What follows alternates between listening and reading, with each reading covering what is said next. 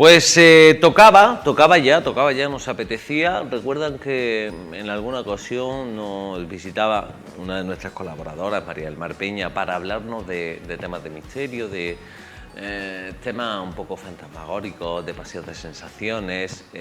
Hablamos del Albaicín y demás, pero nos apetecía darle una vuelta de tuerca, hacer un poquito más misterioso y hablar de las verdaderas leyendas. Bueno, leyenda o no tan leyenda, ahora voy a saludarla. María del Peña, un saludo. Marimal, ¿qué es? María del Mar Peña, un saludo, muy buenas tardes. Un saludo, Jerónimo González. ¿Cómo estás? Bien, muy bien. Seguimos sobreviviendo al calor, Ya está está. intermitente, pero ya con mucha mejor tregua y bien, bastante. Hablábamos de darle una vueltecita de tuerca, de que no sabemos si era leyenda o no tan leyenda del tema que vamos a hablar hoy. Hay de todo. Hay leyenda, hay hechos contrastados, hay suposiciones que son totalmente lógicas, en una cadena de una consecución de suposiciones y de pensamientos y de explicaciones a muchas experiencias y a muchos testimonios de muchas personas muy distintas en un mismo entorno, y ese entorno pues tiene la capacidad especial de dar explicación por sí mismo a todo lo que pueda suceder allí. ¿Tú has estado allí? He estado allí. ¿Y qué sensaciones? Mi sensación fue bastante buena. No vamos a desvelar todavía el sitio, queremos mantener la tensión. Mi sensación fue bastante buena, pero también te tengo que decir que fui en una excursión escolar. Entonces, una excursión escolar pues tiene ese matiz festivo de día grande y tal. Pero es cierto que en ese ambiente festivo y escolar todos nos quedamos un poquito apaciguados al llegar justo a aquel sitio, porque bueno, pues se nos ocurrió la brillante idea de que ya que estamos por aquí en esta zona, pues ¿por qué no? Vamos a acercar. ¿Por qué no? Y es verdad que el sitio en cuestión altera poderosamente, digamos, la propia conciencia que tienes de ti mismo en el entorno. Tú puedes ser una persona que te ubiques o que te orientes con facilidad o no, simplemente te pierdas en tu propia casa, eso puede pasarle a cualquiera. Pero la sensación de estar en un lugar y perder la conciencia de distancia y de proporción... Ay, qué curioso. Sí, eso sí que reconozco que a mí al menos me ha pasado. Puedes achacarlo a que sea la hora de la siesta o cuestiones de estas, pero vamos, sí que es una... Pero eso fue una sensación bastante pacífica, una sensación... No había mal rollo. No, al contrario, era una sensación extraña, pero pacífica. Y eso sí llama la atención, los momentos de silencio, ese silencio tan peculiar que precede o que acontece en lugares de estas características. Además, yo hablaba en el programa de radio, en el podcast que tenemos María del Mar y yo, hablábamos una vez con una psicóloga, hablábamos sobre el miedo, y decíamos que mucha parte o alguna parte de lo que sentimos, de lo que tenemos,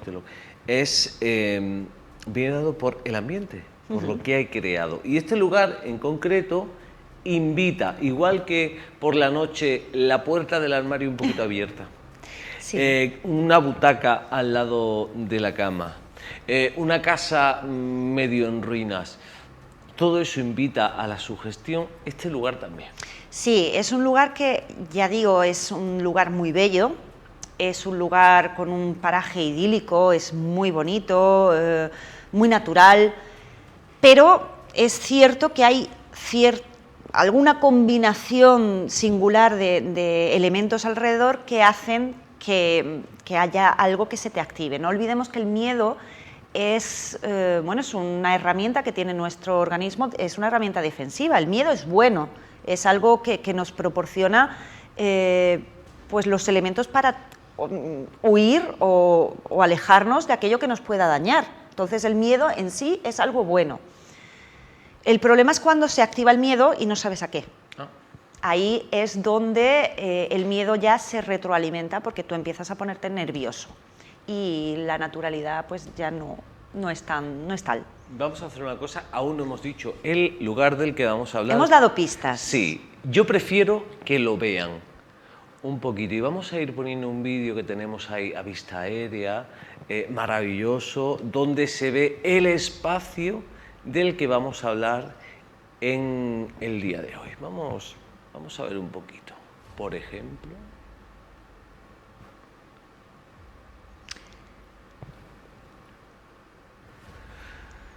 Así a vista de pájaro, ¿dónde nos encontramos? La roca es muy característica, esa arboleda es muy característica de esa sierra.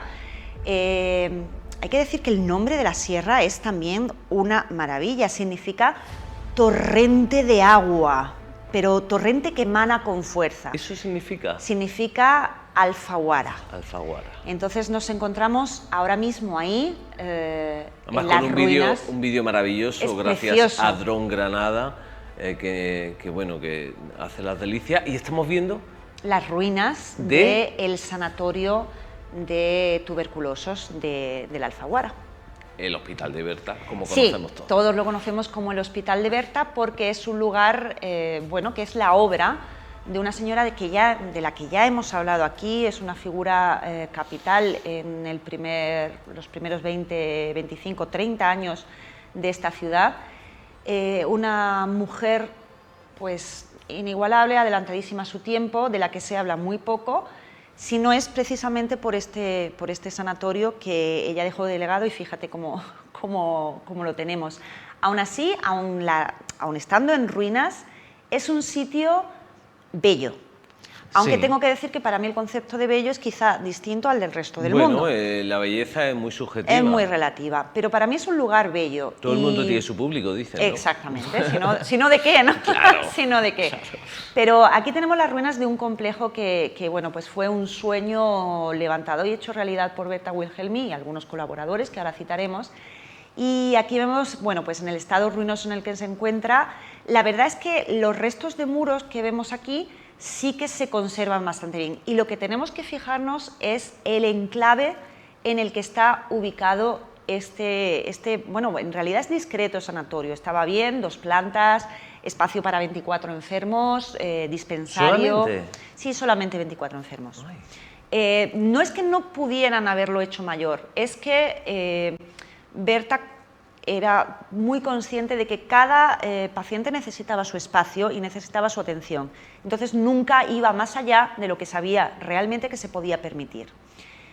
Este enclave es maravilloso, es una sierra con mucha historia, con mucha leyenda, con mucha tragedia en su haber, y es que esta piedra es reconocible a distancia. Totalmente. Fíjate que a mí me da mucha cosica, que se dice en Granada, me da mucha cosica, de Berta, con lo buena mujer que fue, Sí. con lo importante que fue para esta ciudad, que se vincule con temas negativos, por el miedo que genera el hospital. Creo que así terminábamos nuestra semblanza de Berta, de doña Berta Wilhelmi, porque decíamos que era quizá injusto que se recordara a una mujer tan importante para esta ciudad asociada al fantasma de Berta, asociada al sanatorio de tuberculosos. Aquí tenemos a Berta ya en su madurez, asociada a esos fenómenos que no en todo caso son agradables, hay muchos casos desagradables.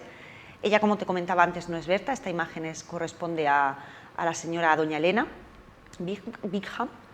Ella sí es Berta, y asociamos a estas mujeres a esos fenómenos negativos, a esas apariciones, a esas malas sensaciones.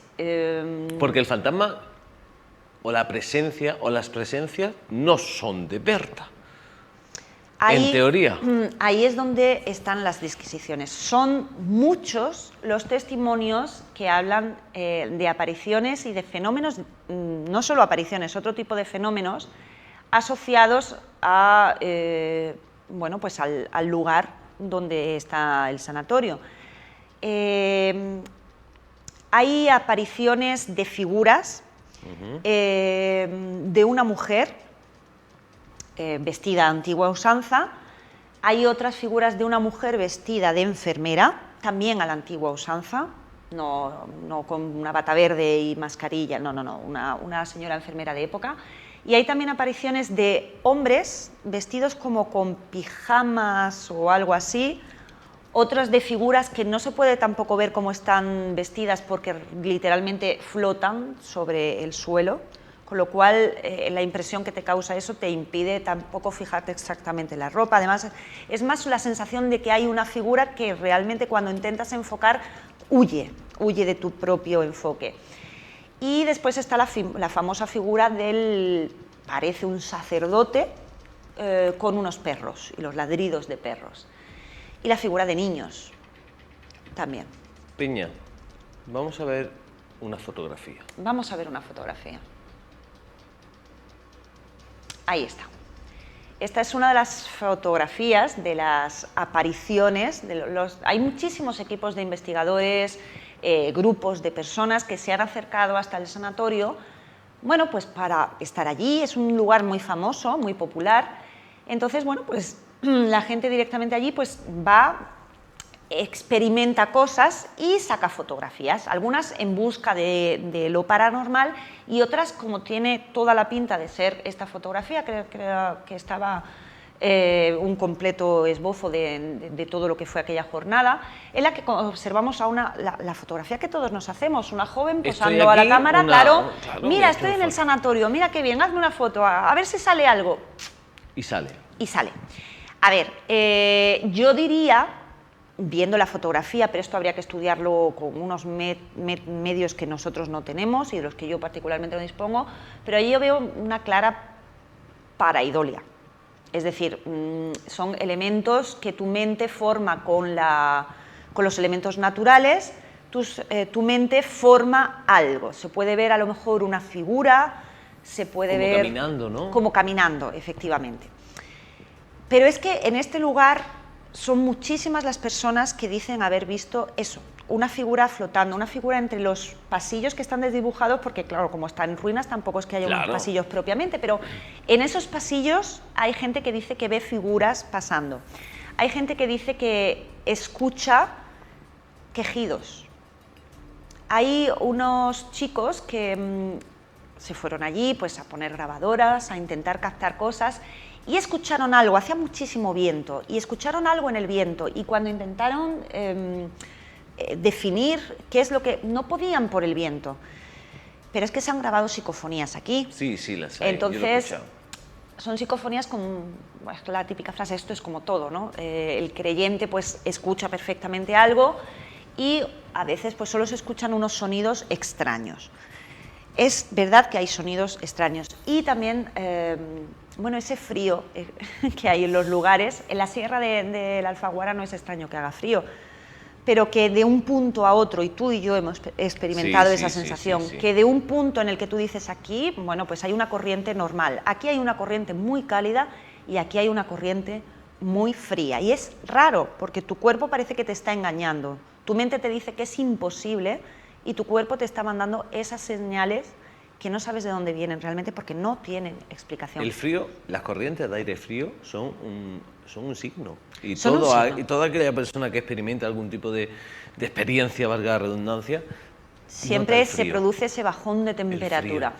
Y algo que sucede mucho en el sanatorio de la Alfaguara, como decíamos antes, es el silencio. Ese silencio que se hace justo antes o mientras o cuando aleatoriamente quiere el lugar. En un sitio como este, que está en mitad de la sierra, es impensable que haya pues un completo silencio aún de noche, porque hay muchos insectos, porque hay aves, porque hay la propia vegetación tiene su propio sonido. Claro. Pues tú imagínate estar en este paraje, pongamos una noche veraniega como la de ahora, vemos allí un atardecer, sentimos efectivamente que nos perdemos un poco. Vuelvo a repetir e insisto que cuando llegas allí te desorientas por completo. Pero bueno, tú lo achacas a un bienestar, el aire del campo, pero empiezas a notar que esa sensación es un poco mareante, es algo cambiante, las proporciones cambian, un muro que te parecía una ruina de piedra de repente casi como una sombra crece y parece que el conjunto del hospital vuelve a resurgir y se te aparece entero tal y como era, y cuando quieres enfocar vuelve a ser ruina, con sus sombras proyectadas en el suelo. Y toda esa sinfonía que puede crear una sierra natural como esta, tan bella que vemos, con esos sonidos tan propios del Además, campo. Yo que he acampado allí, es sabes súper que, característico. claro, es muy característico.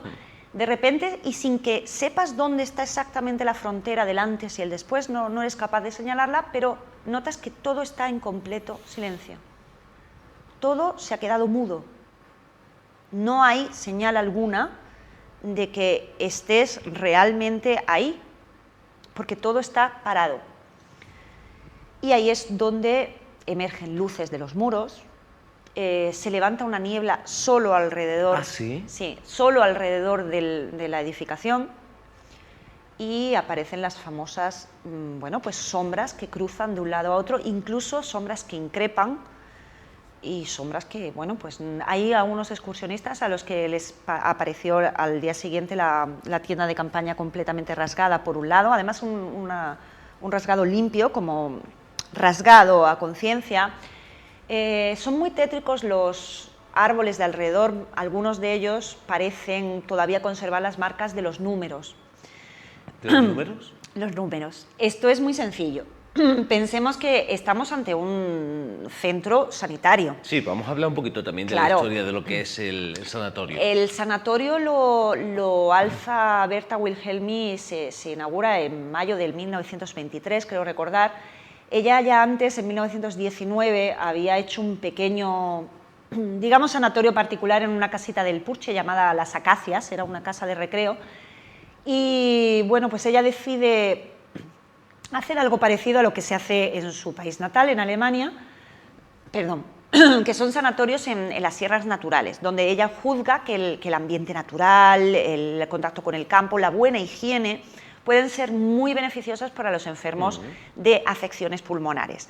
Tuberculosis, tisis, pleuresías, son enfermedades muy comunes de la época y que se están llevando por delante a parte de la población. Si miramos en Granada, las familias, casi todas las familias granadinas han perdido a alguien por alguna de estas enfermedades o tienen a alguien que la padecen de una forma crónica.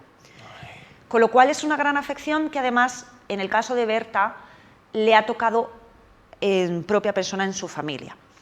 Hay muchas crónicas sobre el hospital de tuberculosos de la Alfaguara, sobre el hospital de Berta, que hablan sobre que Berta Wilhelmi perdió a una hija de tuberculosis y eso la llevó, bueno, pues a edificar un sanatorio de tuberculosis. Esto no es verdad.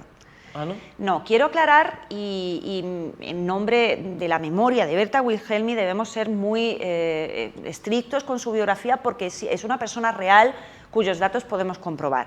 No es verdad que se divorciara de su primer marido, el primer marido era Fernando Dávila Ponce de Leonicea, falleció en 1898, entonces, bueno, ella era viuda y se volvió a casar después.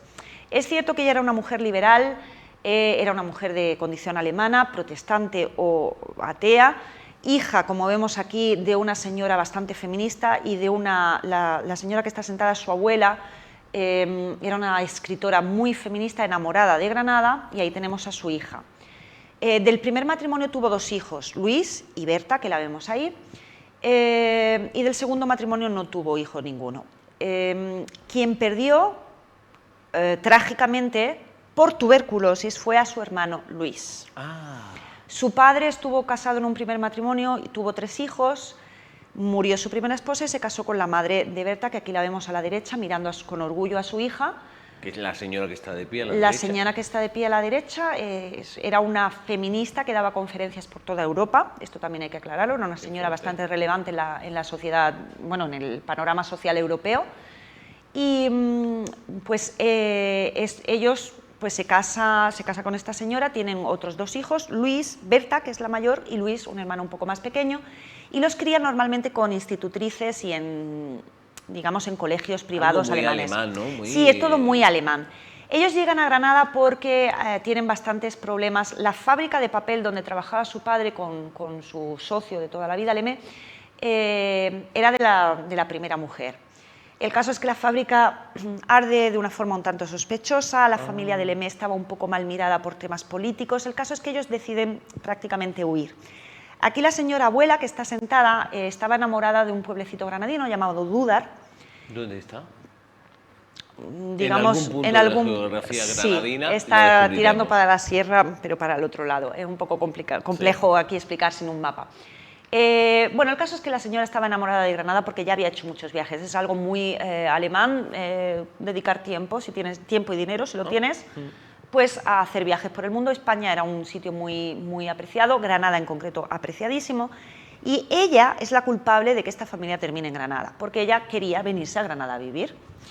Con lo cual, la familia se viene aquí a Granada y monta una fábrica papelera en el Paseo de la Bomba. Pero Berta decide casarse con uno de los niños ricos de las familias granadinas, ya ves, Dávila Ponce de León y Cea, no es un apellido cualquiera, con la condición de que la dejen vivir a la forma alemana. Es decir, tú, Ponce de León y Pérez de Rasti Contreras y todo lo que tú quieras, pero a mí me dejas que yo soy alemana, yo soy protestante, entonces, de hecho, el matrimonio tuvo que ser mixto.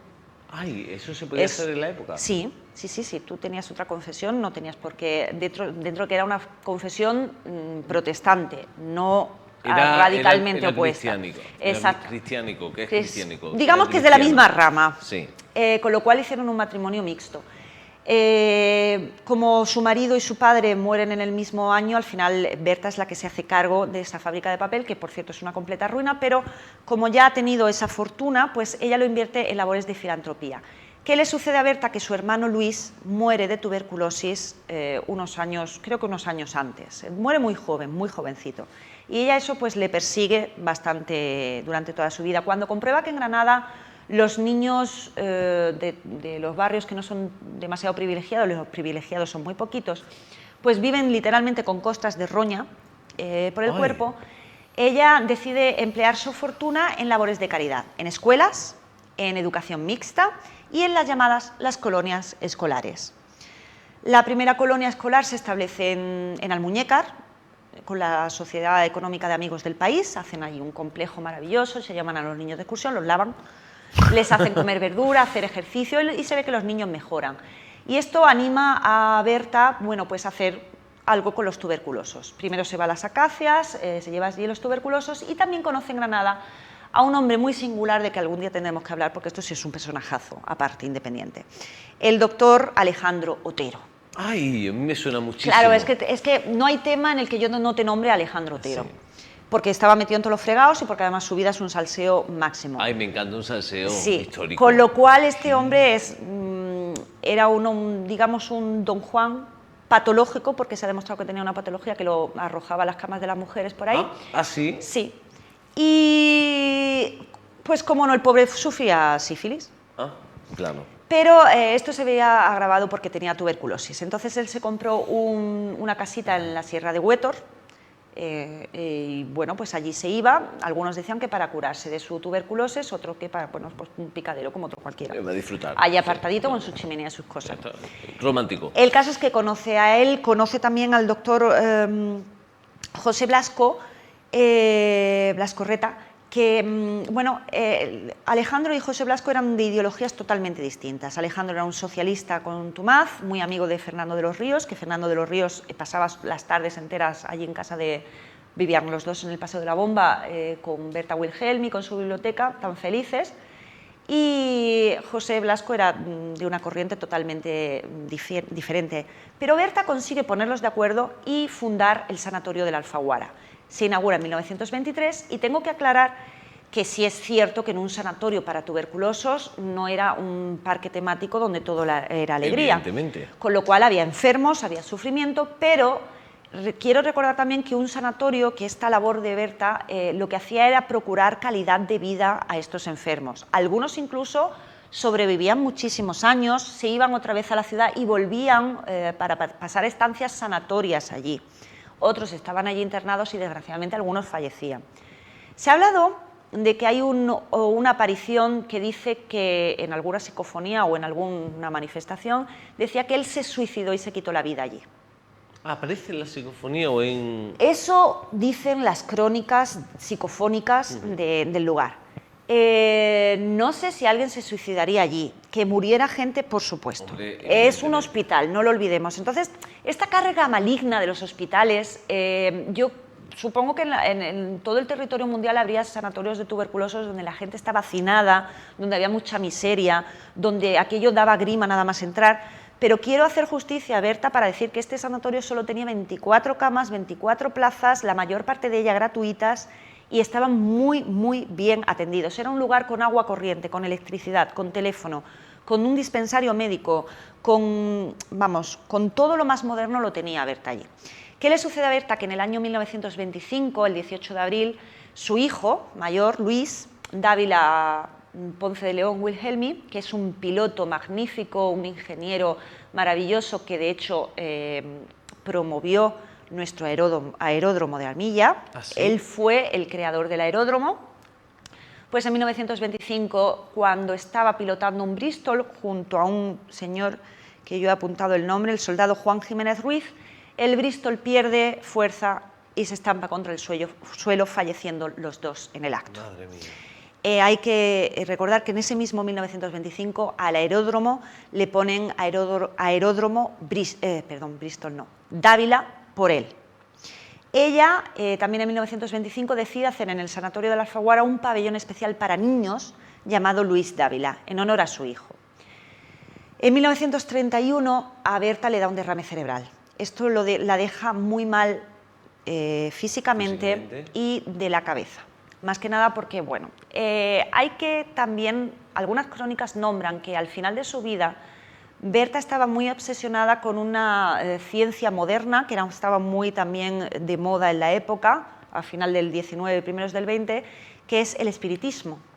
¿Ah, sí? Sí. Ay, ya van encajando Pero de piezas. esto creo que hablamos cuando Sí, hablamos algo. de Emilia Llanos. Emilia Llanos era muy dada al espiritismo, junto a todos sus amigos, Pues, claro, es que la intelectualidad granadina de aquella época pasa un poco en Francia, ocurría... En Francia ocurría exactamente lo mismo. Cuando hablamos de Calderón también hablábamos del ocultismo. La modernidad en aquel tiempo era esa. Sí, era una moda, se reunían para a través de un espiritista, un medium, pues intentar contactar. ¿Qué ocurre? Que, bueno, pues Berta tenía 2 muertes, 4 si contamos la de su padre y la de su marido, con las que podía cargar y quién sabe si pues empezaron a comerle un poco la cabeza estando ya ella impedida, sin poder moverse bien. Hay teorías que dicen que Berta Wilhelmi se suicidó en el Sanatorio de la Alfaguara. Dudo mucho esta versión, más que nada porque estaba ya impedida físicamente, apenas podía hablar, y me parece mucho más lógico la versión que dice que le volvió a dar otro derrame cerebral y murió. Entonces, ¿Pero fue en el sanatorio? Yo creo que no. Yo esto no lo sé. No, esto no lo sé, yo creo que no. Yo creo que falleció en su casa del Paseo de la Bomba, pues atendida por su hija, por su sobrina Emma y por su sobrino Fernando Wilhelmi, el arquitecto, famoso arquitecto, que por cierto es el arquitecto del sanatorio. Y hay un hecho importante que también la gente obvia, es que la Sierra de la Alfaguara es famosa porque en la Guerra Civil allí hubo un frente. Y un frente muy importante que tomó como el propio sanatorio fue un edificio usado como centro de mando porque tenía conexión telefónica, radiofónica, agua corriente y electricidad.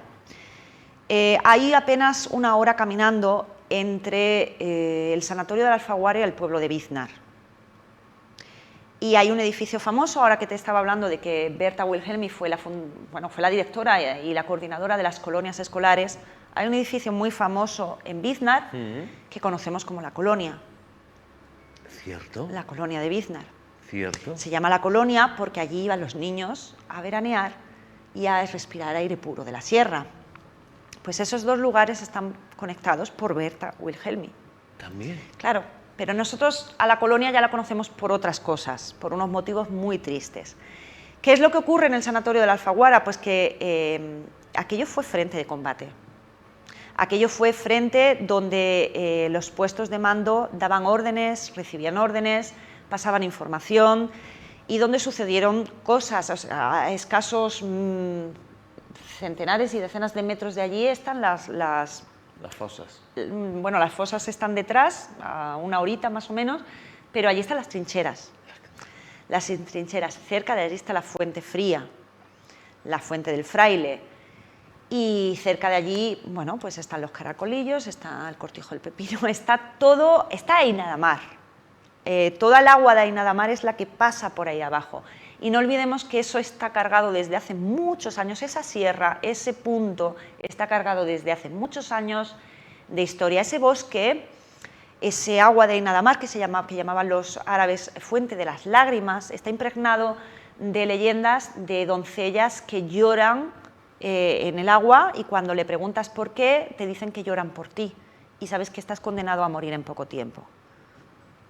Con lo cual, el Sanatorio de la Alfaguara, siendo algo luminoso allí, porque me parece que la labor es muy bonita, está en un sitio impregnado con mucha tragedia. Es decir, de ahí tú haces un círculo de 1 kilómetro alrededor y encuentras tragedia tras tragedia, tras tragedia, tras tragedia, tras tragedia. Esta vista del dron nos dice mucho de lo que termina siendo algo tan bonito como hizo Berta Wilhelmi, que es una ruina, sobre todo por la desmemoria, Ahora que luchamos tanto por la memoria histórica, vamos a combatir la desmemoria, vamos a contar todos los datos y vamos a poner en su sitio a los nombres importantes. Madre mía, claro, con razón,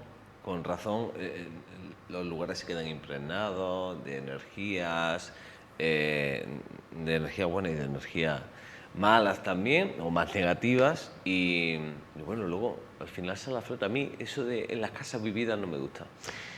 Bueno, pero también nosotros pasaremos y vendrán otros, y lo importante es dejar un legado bueno, y bueno, que esa... Siempre se dice, hay que tenerle más miedo a los vivos que a los muertos. Siempre. Entonces, bueno, partiendo de esa base, quizá se nos activan solos esos resortes del miedo que son defensivos, porque no conocemos lo que tenemos al otro lado. Pero quizás si nos paráramos a intentar conocer un poco qué tenemos al otro lado, pues a lo mejor el miedo se amansa, se domestica el miedo. María del Mar, como siempre, mil gracias por traernos la memoria de esta tierra maravillosa que es Granada, por conocer un poquito más. Es muy importante conocer los motivos de lo que ocurre, o de la leyenda, de las historias, de las sensaciones que tenemos. Siempre se entiende mucho mejor. Decíamos que las ruinas y los fantasmas siempre tratan de decir algo. Si tratan de decir algo, vamos a intentar comprender a qué se refieren. Señores, escuchen a sus fantasmas. María del Mar Peña, muchas gracias. A vosotros siempre.